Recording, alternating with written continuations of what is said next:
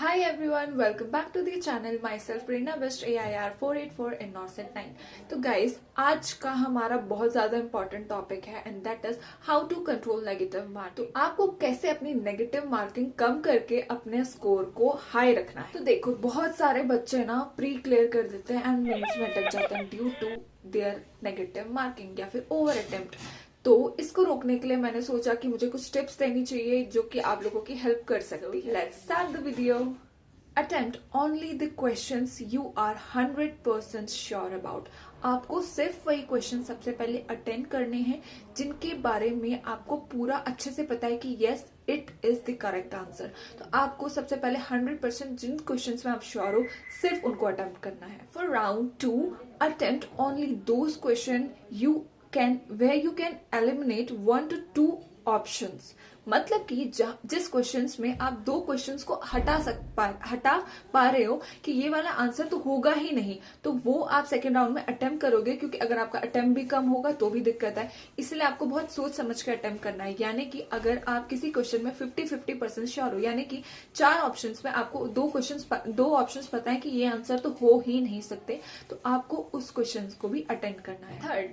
Third round में आपको क्या करना है, आपको सिर्फ वही क्वेश्चंस अटेम्प्ट करनी है जिनके लिए आप कॉन्फिडेंट हो. अदरवाइज आपको वो क्वेश्चंस स्किप करके आने हैं. ठीक है. फोर्थ थिंग, अगर आप किसी क्वेश्चन में कंफ्यूज हो and you are not sure about the एकदम एग्जैक्ट आंसर डायरेक्टली, तो remove the wrong answers first. अगर आपको थोड़ा बहुत कंफ्यूजन है ऑप्शंस में लेकर, तो आप सबसे पहले एलिमिनेशन मेथड यहाँ पे यूज कर सकते हो. यानी कि उन चारों ऑप्शंस में देखकर आपको पहले एलिमिनेट करते जाना है कि ये आंसर तो हो ही नहीं सकता.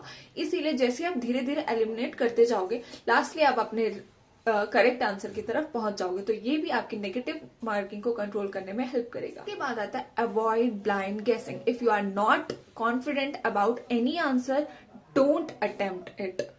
जस्ट स्किप दैट क्वेश्चन, क्योंकि ये आपकी नेगेटिव मार्किंग बढ़ा देगा. अगर आपको बिल्कुल ही नहीं पता उस क्वेश्चन के बारे में, तो आपका माइंड भी कैसे प्रोसेस करेगा. आपने क्वेश्चन ही नहीं सुना है, तो आप उसको अगर तुक्का लगाना चाह रहे हो उसमें, तो वो क्वेश्चन ऑब्वियसली गलत हो जाएगा, क्योंकि आपने वो क्वेश्चन कभी भी नहीं सुना है. तो आपको ऐसे क्वेश्चंस को स्किप करना है. इसके बाद आता है सबसे important thing, that is read the question carefully. अगर आप किसी भी क्वेश्चन को बहुत मिनिमम पॉइंट, जैसे मैं बुक्स में बताते हैं एक्सेप्ट, वेरी, ये सब क्वेश्चन होते हैं जिन पे आप कंफ्यूज हो सकते हो कि आंसर एक्सेप्ट करके पूछा है और आपने एक्सेप्ट वर्ड स्किप कर दिया एंड आप करेक्ट आंसर पर कर दिया, जबकि वहां पे पूछा था कि इनमें से कौन सा आंसर सही है एक्सेप्ट, और आपने कोई भी सही आंसर को गलती से कर दिया बिना एक्सेप्ट पढ़े. तो इस वजह से भी आपकी नेगेटिव मार्किंग बढ़ सकती है. इसीलिए रीड द क्वेश्चन केयरफुली, क्योंकि ये आपकी नेगेटिव मार्किंग बढ़ा सकता है. तो आपको एक ही बार में, पहली बार तो एक ही बार में इतने ध्यान से पढ़ो कि तुम्हें दूसरी बार पढ़ने की जरूरत ना पड़े, क्योंकि time management is also very important in exam, right. तो उस टाइम आपको इसीलिए फर्स्ट टाइम में इतने अच्छे से पढ़ दो कि आपको दूसरे क्वेश्चन दोबारा पढ़ने की जरूरत न पड़े. बट अगर पढ़ रही है तो दोबारा पढ़ना जरूरी है, क्योंकि क्वेश्चन गलत करने से बेटर है थोड़ा सा देरी करके आप उस क्वेश्चन को करेक्ट अटेम्प्ट कर लो. ठीक है. इसके बाद आता है प्रैक्टिस मॉक टेस्ट. यही आपको ट्रेन करता है कि how to attempt a question in CBT mode. अगर आप रोज मॉक टेस्ट देते हो तो आपके अपने आप टाइम मैनेजमेंट करना आपको आ जाएगा, क्योंकि वो सेम उसी पैटर्न में दिए रहते हैं टाइम लिमिट के अनुसार. तो इसलिए आपको ये इजी हो जाएगा कि how to attempt questions in CBT mode. तो आपको मॉक टेस्ट रोज देना है एंड एनालाइज करना इज ऑल्सो वेरी इंपॉर्टेंट. उतना ही इंपॉर्टेंट है जितने आप क्वेश्चंस अटेम्प्ट करोगे. अगर आप एनालाइज नहीं करोगे और आपको पता ही नहीं चलेगा जो आपने गलत किया, आपने उसको एनालाइज नहीं किया, तो आप नेक्स्ट बार जब सेम क्वेश्चन आएगा आप उसको दोबारा से गलत कर दोगे. इसलिए analysis is very important. And lastly, trust your first thought. कभी भी ना ऐसा होता है, मैंने भी ऐसा ही करा था कि जब मेरे पास टाइम बचता था मैं दोबारा से उन क्वेश्चंस को देखती थी, और जो मेरे फर्स्ट माइंड में थॉट आता था मैंने वो जो अटेम्प्ट किया रहता था उसके बाद मैं दूसरा ऑप्शन टिक कर देती थी.